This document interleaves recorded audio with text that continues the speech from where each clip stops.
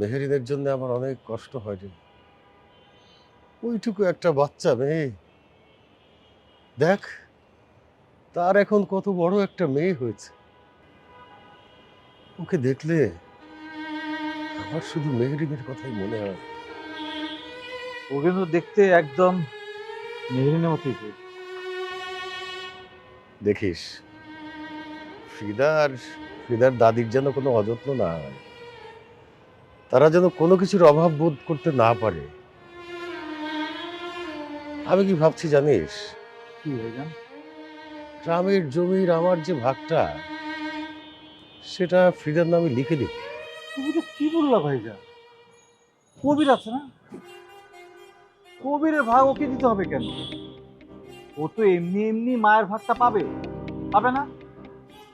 তুমি যে guilty feelings থেকে এই সিদ্ধান্ত নিচ্ছ সেটা আমি বুঝতে পারছি,